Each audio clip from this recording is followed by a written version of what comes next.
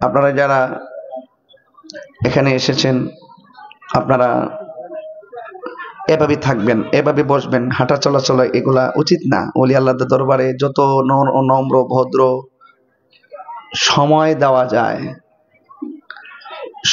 দেওয়া যায় ততই ভালো, এবং যত আদব রাখবেন আপনার জন্য লাভ হবে।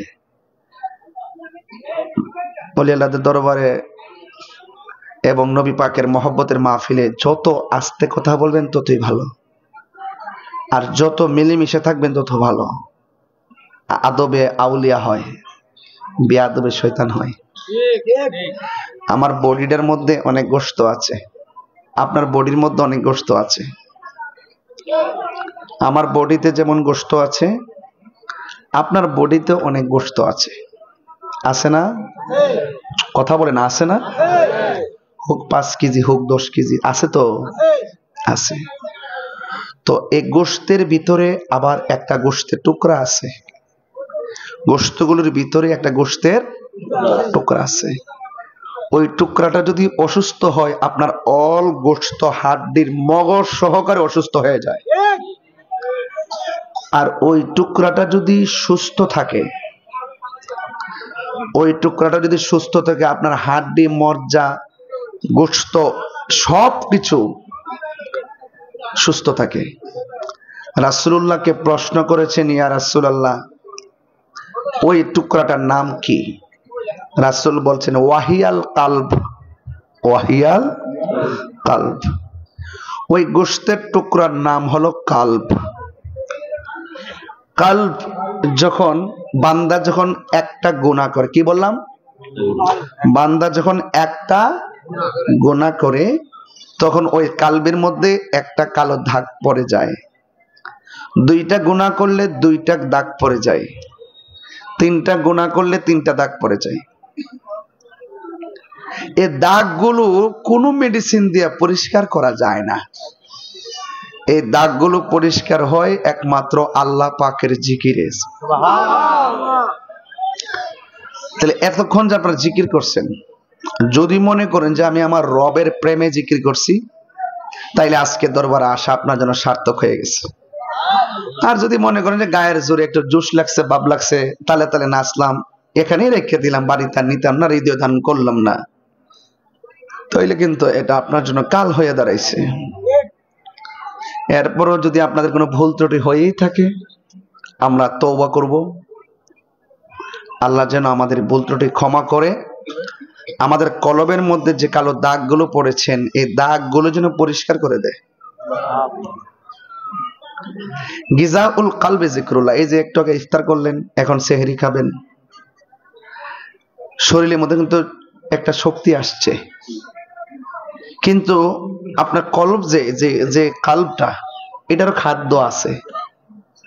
আপনি দেখেন, আপনি যেই শরীরটা ক্ষণস্থায়ী, এটার জন্য আপনি কত কিছু করলেন, আর যেটা সুস্থ থাকলে ইহকাল পরকাল আপনার জন্য মঙ্গল, সেই জায়গাটাকে আপনি যত্ন নিলেন না।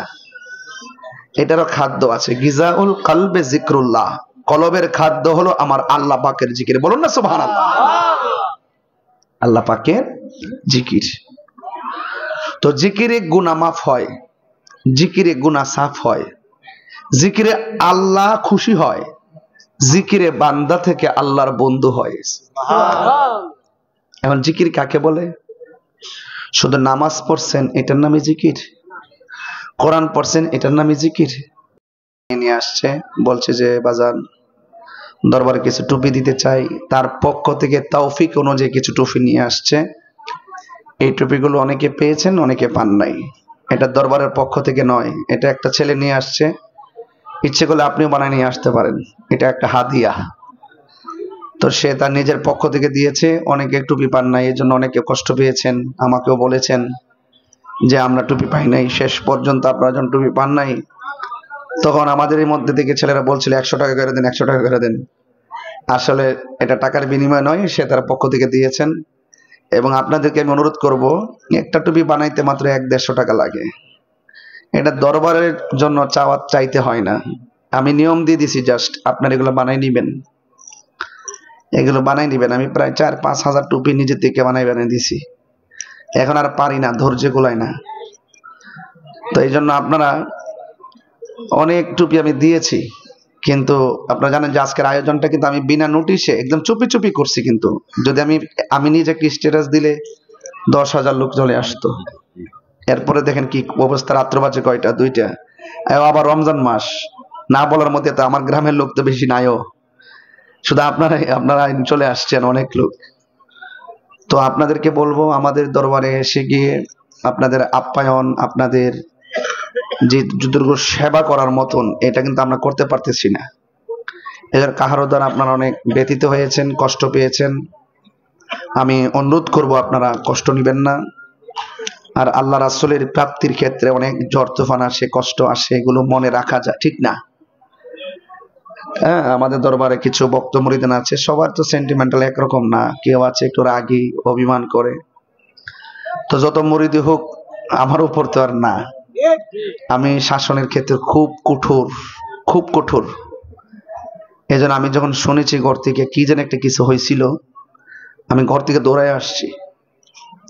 এসে এটা আমি 3.5 মিনিটেই চেষ্টা করছি সমাধান দেওয়ার জন্য। আমাদের এলাকার ছেলেরাও চেষ্টা করছেন। তা আপনারা মনে কোনো কিছু রাখবেন না।